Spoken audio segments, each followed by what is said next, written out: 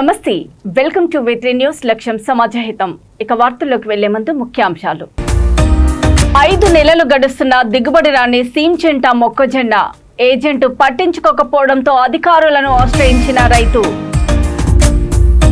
ఇఫ్తార్ విందులో పాల్గొన్న చంద్రయానగుట్ట ఎమ్మెల్యే అక్బరుద్దీన్ ఓవైసీ భక్తి శ్రద్ధలతో ఉపవాస దీక్ష నిర్వహించుకోవాలని ముస్లింలకు సూచించిన ఓవైసీ.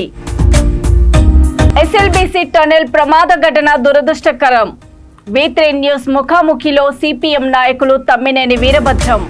ప్రజాఘటన పోరాట సారథి కామ్రేడ్ రాయల సుభాష్ చంద్రబోస్ అలియాస్ రవణ 9వ వర్ధంతి సభను జయప్రదం చేయాలని కోరుతూ భద్రాద్రి కొత్తగూడెం జిల్లా జూలూరుపాడు మండలంలోని స్థానిక ఏవీఆర్ ఫంక్షన్ హాల్లో సిపిఐ ఎంఎల్ రాష్ట్ర కార్యదర్శి ఆవునూరి మధు మీడియా సమావేశం నిర్వహించారు.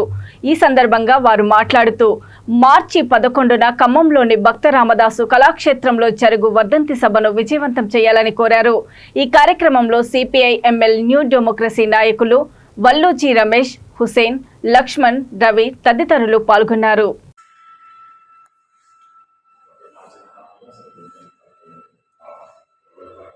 నా పేరు మధు, సిపిఐఎంఎల్ న్యూ డెమోక్రసీ. ఈ ప్రెస్ మీట్ యొక్క ఉద్దేశం ఏంటంటే సిపిఐఎంఎల్ న్యూ డెమోక్రసీ సుదీర్ఘకాలం పాటు కార్యదర్శిగా పనిచేసినటువంటి రాయల సుభాష్ చంద్రబోసు ఎలియాస్ రవెన్న 2016లో మరణించాడు. అతని యొక్క సంతాప సభని నిర్వహిస్తున్నాం. ఈ సభ ఈ నెల 11వ తారీఖున ఖమ్మంలో సిపిఐఎంఎల్ న్యూ డెమోక్రసీ కేంద్ర కమిటీ ఇచ్చినటువంటి ఒక పిలుపులో భాగంగా రాష్ట్ర కమిటీ ఆధ్వర్యంలో ఈ సభని జరుపుతున్నాం. ఈ సభని జయప్రదం చేయాల్సిందిగా ముఖ్యంగా ఉమ్మడి ఖమ్మం జిల్లా ప్రజానికానికి అట్లాగే పార్టీ శ్రేణులకి అందరికీ విజ్ఞప్తి చేస్తున్నాం. కామ్రేడ్ రవెన్న ఈ దోపిడీ వ్యవస్థ మారాలని చెప్పి ప్రతిఘటన పోరాట అవగాహనతోటి నక్సల్బరి పందాలో పనిచేయటం అనేటువంటిది జరిగింది. తను ఈ వ్యవస్థ మార్చడానికి ప్రతిఘటన పోరాట సిద్ధాంతం వెలుగులో దాదాపు 50 సంవత్సరాలకి పైగా రాష్ట్ర జీవితాన్ని గడిపాడు. ఈ వ్యవస్థ మారాలంటే సన్రపుల్లారెడ్డి గారు రూపొందించినటువంటి ప్రతిఘటన పోరాట అవగాహన ఈ పార్టీని విచ్ఛిన్నం చేసేటువంటి ఒక చర్యలకి రవెన్న ఉన్నప్పటి దగ్గర నుంచి పూనుకున్నారు. అయితే విప్లవకారులకి సిద్ధాంత రాజకీయ విభేదాలు తేడాలు ఉన్నంత మాత్రాన విప్లవోద్యమాన్ని చీలిక చేయొద్దు, ఐక్యంగా ఉండాలి. ఐక్యంగా ఉన్నప్పుడు మాత్రమే ఈ వ్యవస్థని మనం మార్చగలం, కూల్చగలం అని చెప్పి కామ్రేడ్ రవెన్న భావించాడు. తను మరణించిన తర్వాత ఈ పార్టీలో కొన్ని దుష్ట శక్తులు, విచ్ఛిన్నకారులు విప్లవోద్యమాన్ని చీలికకి గురి చేశారు. పాలక వర్గాలకి అనుకూలంగా వ్యవహరించారు.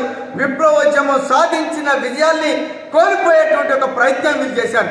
ఇట్లాంటి శక్తులన్నింటినీ ఎండగడుతూ విప్లవకారుల ఐక్యతని కోరుతూ సాధించిన విజయాల్ని నిలబెట్టుకుంటూ ఈ భారత విప్లవోద్యమం పరిపూర్తి చేయటానికి ప్రజాయుద్ధ పందాలు ప్రయాణిస్తాం. రవెన్న నీ ఆశయాన్ని కొనసాగిస్తామని చెప్పి సిపిఐఎంఎల్ న్యూ డెమోక్రసీ కేంద్ర కమిటీ ఇచ్చినటువంటి పిలుపులో భాగంగా సభను నిర్వహిస్తున్నాం. ఈ సభకి ప్రజలు, ప్రజాస్వామిక వాదులు అందరూ తరలి రావాల్సిందిగా కోరుతున్నాం. అందులో భాగంగా ఇక్కడ జూలూరుపాడు సెంటర్లో ఈ ప్రెస్ మీట్ ని నిర్వహిస్తున్నాం. ములుగు జిల్లా తాడ్వాయి మండలం నర్సాపూర్ గ్రామానికి చెందిన రైతు చేల సీతారాములు సీంచెంట మొక్కజొన్న షీడ్ వేసి దిగుబడి రాక 20 ఎకరాల పంటను నష్టపోయారు. షీడ్ ఏజెంట్ మొక్కజొన్న పంట దిగుబడి ఎక్కువ వస్తుందని, క్వింటాకు 3600కు కొనుగోలు చేస్తానని చెప్పడంతో నమ్మి వేశానని అన్నాడు రైతు. దిగుబడి రాక పంట నష్టం జరిగితే ఎకరాకు 70,000 ఇస్తాననడంతో నమ్మి వేశాడు. 4 నెలలకు కోత వచ్చే పంట 5వ నెల గడుస్తున్నా రాకపోగా విషయం చెప్పిన ఏజెంట్ పట్టించుకోకపోవడంతో సంబంధిత అధికారులకు ఫిర్యాదు చేశారు. అధికారుల ద్వారా న్యాయం జరగడం లేదని సీతారాములు కుటుంబ సభ్యులు ఆవేదన చెందుతున్నారు. నకిలీ విత్తనాలు పంపిణీ చేసిన కంపెనీపై చట్టపరమైన చర్యలు తీసుకొని జరిగిన నష్టానికి పరిహారం అందించేలా సంబంధిత అధికారులు స్పందించి ఆదుకోవాలని రైతు కుటుంబం వేడుకుంటుంది.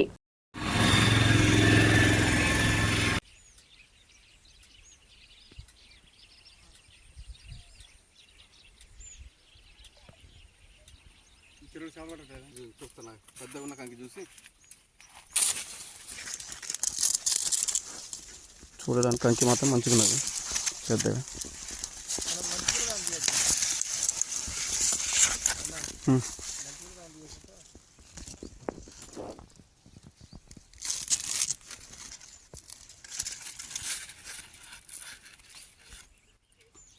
బాగా నష్టం జరిగింది. వాడు బాగుంటుందని ఏమో మరి ఎందుకన్నా ఎందుకు చెప్పు అక్కడ లేవా?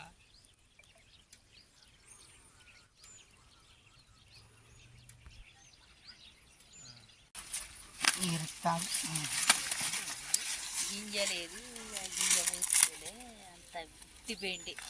ఇట్లా చూపెట్టి ఇటు పక్క తిప్పు.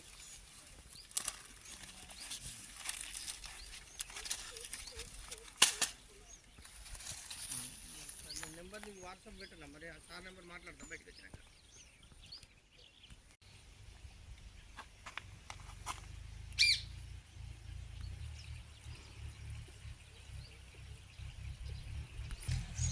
బురద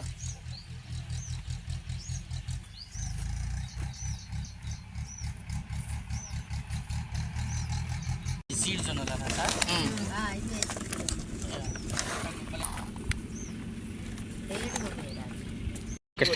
నా పేరు కృష్ణవేణి, మా ఊరు పేరు నర్సాపూరు, మండలం తాడవాయి, ములుగు జిల్లా మాది. మేము ఎప్పుడైనా వ్యవసాయం చేసినప్పుడు మా నార్మల్ మొక్కజొన్న వేసేవాళ్ళం. మాకు గిట్టుబాటు ధర వచ్చేది, మాకు లాభం మిగిలేది. మాకు వేరే బాండ్ మొక్కజొన్న వాళ్ళు వచ్చి మీకు మొక్కజొన్న బాగా పండిద్దమ్మా ఈ సీడ్ పెడితే అని చెప్పారు. అది మాకు గిట్టుబాటు, అసలు పంట కూడా చేతికి రాలేదు. మొక్కజొన్న చూస్తే ఇగో ఇలా ఉన్నాయి, గింజలు లేవు, ఏం లేవు. మేము మామూలు మొక్కజొన్న వేసినా మాకు రేట్ వచ్చేది, ఇంత లాభం అనేది వచ్చేది.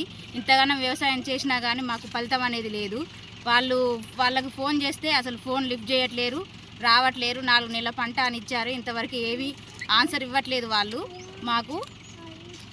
మాకు అధికారులైన ఈ నకిలీ విత్తనాలు ఇచ్చారు. అందరూ దయతెలిసి రైతులకి మోసం చేయకుండా మంచి విత్తనాలు ఇచ్చేటట్టు ఈ గవర్నమెంట్ ప్రభుత్వం చూడాలని మనస్ఫూర్తిగా కోరుకుంటున్నాను. హైదరాబాద్ పాతబస్తీ చంద్రయ్యనగుట్ట నియోజకవర్గంలోని ఉప్పుగూడ డివిజన్ మాజీ కార్పొరేటర్ సమాద్ బిన్ అబ్దాద్ ఏర్పాటు చేసిన ఇఫ్తార్ విందులో చంద్రయ్యనగుట్ట ఎమ్మెల్యే అక్బరుద్దీన్ ఓవైసీ పాల్గొన్నారు. ఈ సందర్భంగా అక్బరుద్దీన్ ఓవైసీ మాట్లాడుతూ రంజాన్ మాసం సందర్భంగా ముస్లిం సోదరులు అందరూ భక్తి శ్రద్ధలతో ఉపవాస దీక్ష నిర్వహించుకోవాలని సూచించారు. ఈ కార్యక్రమంలో ఉప్పుగూడ కార్పొరేటర్ ఫహాద్ బిన్ అబ్దాద్ మరియు స్థానిక ఎంఐఎం నాయకులు పాల్గొన్నారు.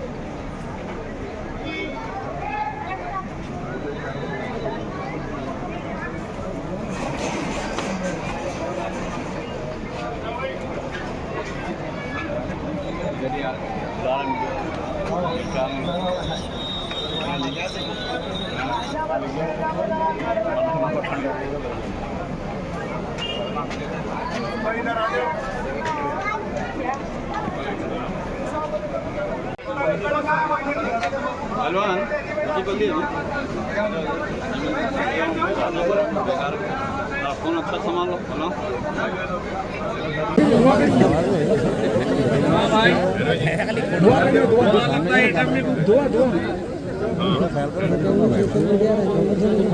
इमाम साहब दुआ करिए।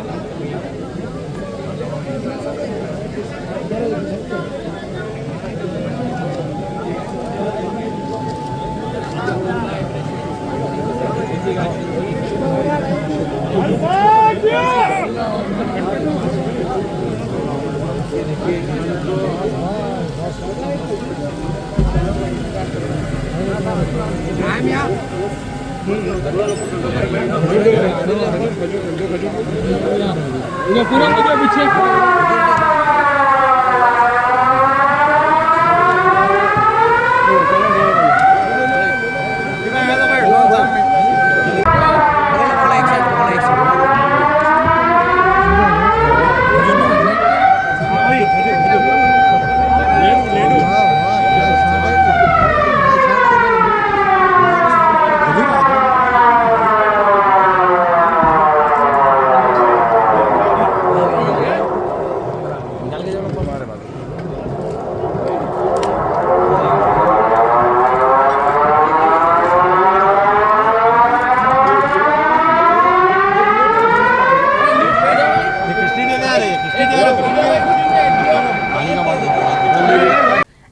ఎస్ఎల్బీసీ టన్నెల్ ప్రమాద ఘటన దురదృష్టకరమని సిపిఎం నాయకులు తమ్మినేని వీరభద్రం అన్నారు.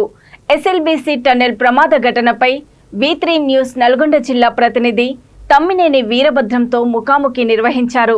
ప్రభుత్వ వైఫల్యమే ప్రమాదానికి కారణమని భావిస్తున్నామని తెలిపారు. సొరంగ మార్గం తవ్వేటప్పుడు ముందస్తు జాగ్రత్త చర్యలు తీసుకోలేదని, చేతులు కాలాక ఆకులు పట్టుకున్న చందంగా సహాయక చర్యలు ఉన్నాయని దుయ్యబట్టారు. బీఆర్ఎస్ ప్రభుత్వ హయాంలో సొరంగం పనులు పూర్తి చేసి ఉంటే ఈ పరిస్థితి వచ్చేది కాదని చెప్పారు. ప్రస్తుత అధికారంలో ఉన్న కాంగ్రెస్ పార్టీ కూడా ఒరగబెట్టింది ఏమీ లేదని విమర్శించారు.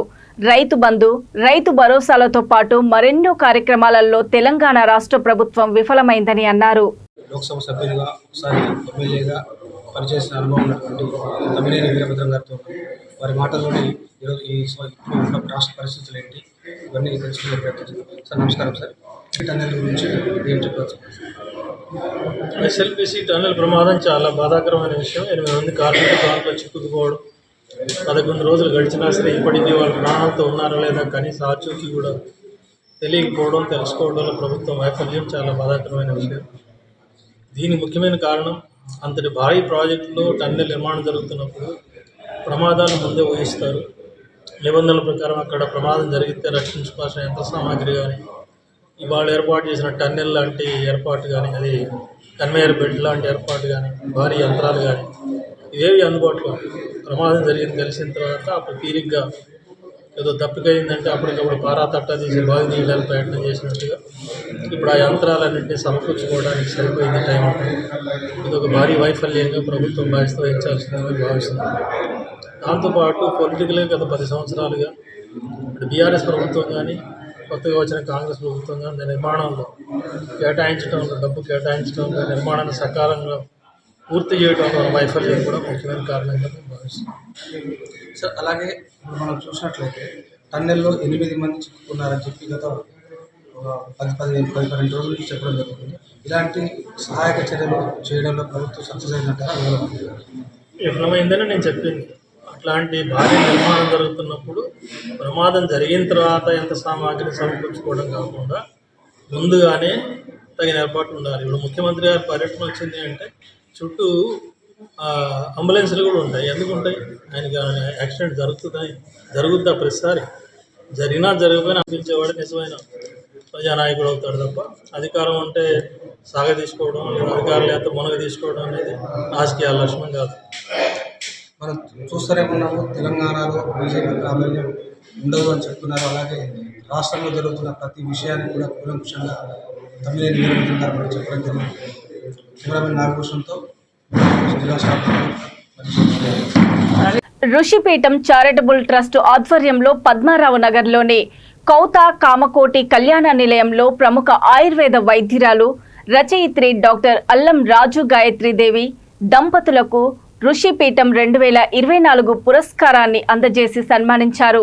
ఈ కార్యక్రమానికి ముఖ్య అతిథిగా హాజరైన తెలంగాణ హైకోర్టు న్యాయమూర్తి జస్టిస్ కె లక్ష్మణ్ మాట్లాడుతూ భారతదేశంలో సనాతన ధర్మాన్ని, దాని ఔన్నత్యాన్ని పరిరక్షించుకోవడము, భావితరాలకు అందించడము మనందరి బాధ్యత అని ఆయన అన్నారు. భారతీయ సంస్కృతి సాంప్రదాయాలను పరిరక్షణ కోసం ఋషిపీఠం చేపడుతున్న ప్రోత్సాహక కార్యక్రమాలను ఆయన అభినందించారు. వాళ్ళని గౌరవించుకోవడం అంటే ఆయుర్వేద వైద్యాన్ని, ఆయుర్వేద విద్యను గౌరవించినట్టుగా, ఆయుర్వేద మహర్షుని సత్కరించుకున్నట్టుగా భావిస్తూ ఇప్పుడు ఆ సత్కార కార్యక్రమాన్ని నిర్వహిస్తున్నాం.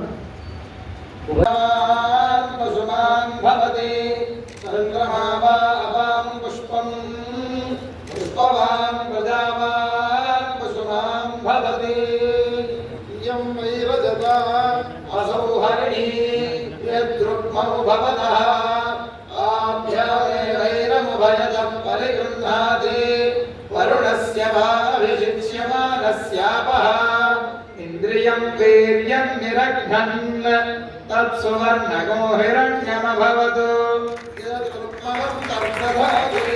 ఇంద్రియస్య వీర్యస్య నిఘాతాయ శతమానో భవతి శతక్షరః ఆయుష్యేవేంద్రియే ప్రతిష్టతి ఆయుర్వై హిరణ్యం ఆయుష్యా ఏవైనమభ్యతిక్షరంతి తేజో వై హిరణ్యం తేజస్యా ఏవైనమభ్యతిక్షరంతి एवैनमभ्यतिक्षरन्ति अर्चो वै हिरण्यम् अर्चस्य एवैनमभ्यतिक्षरन्ति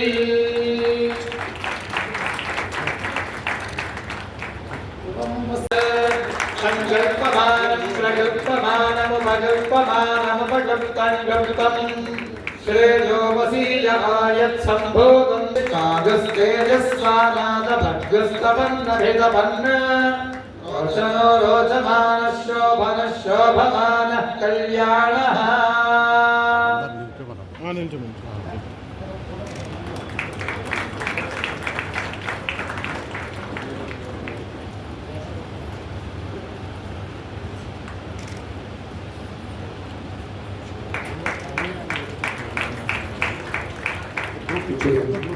अंदर ग्रुप सर ग्रुप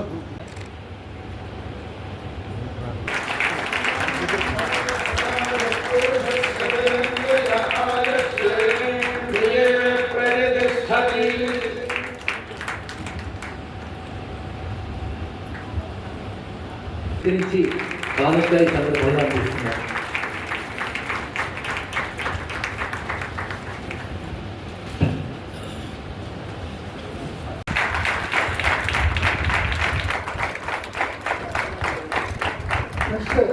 అయోధ్య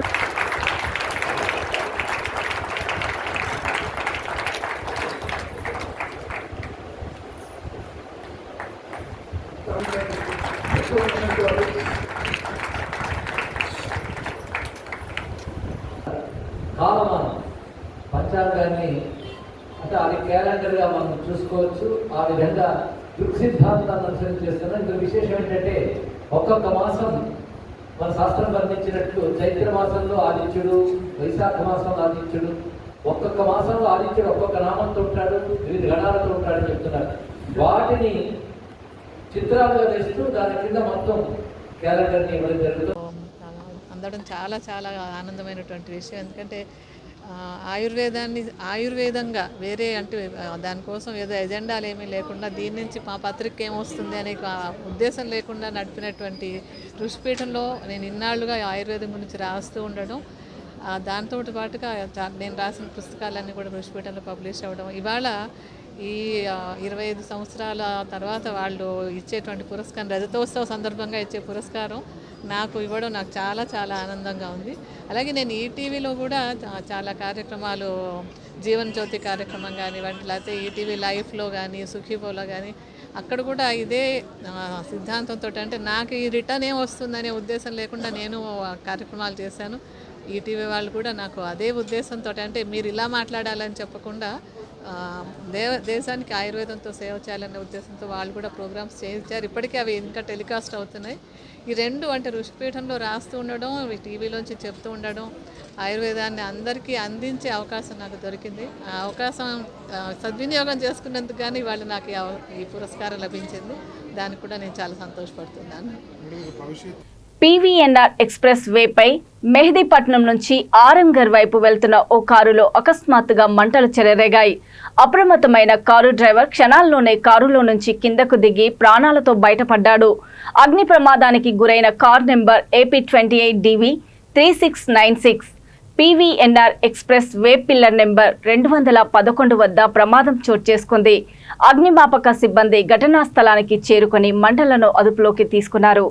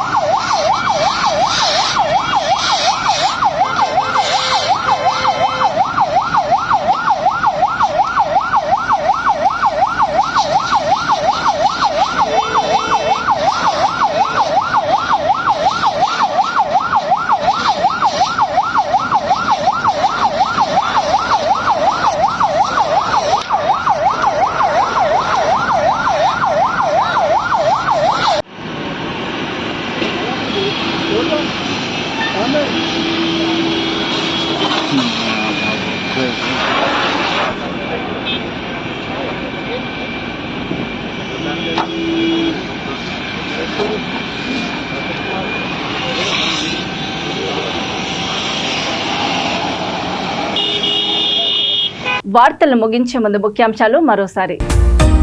5 నెలలు గడుస్తున్న దిగుబడి రాని సీంచెంట మొక్కజొన్న ఏజెంట్ పట్టించుకోకపోవడంతో అధికారులను ఆశ్రయించిన రైతు. ఇఫ్తార్ విందులో పాల్గొన్న చంద్రయానగుట్ట ఎమ్మెల్యే అక్బరుద్దీన్ ఓవైసీ. భక్తి శ్రద్ధలతో ఉపవాస దీక్ష నిర్వహించుకోవాలని ముస్లింలకు సూచించిన ఓవైసీ. ఎస్ఎల్బీసీ టనెల్ ప్రమాద ఘటన దురదృష్టకరం. V3 న్యూస్ ముఖాముఖిలో సిపిఎం నాయకులు తమ్మినేని వీరభద్రం. చూస్తూనే ఉండండి V3 న్యూస్, లక్ష్యం సమాజ హితం. నమస్తే.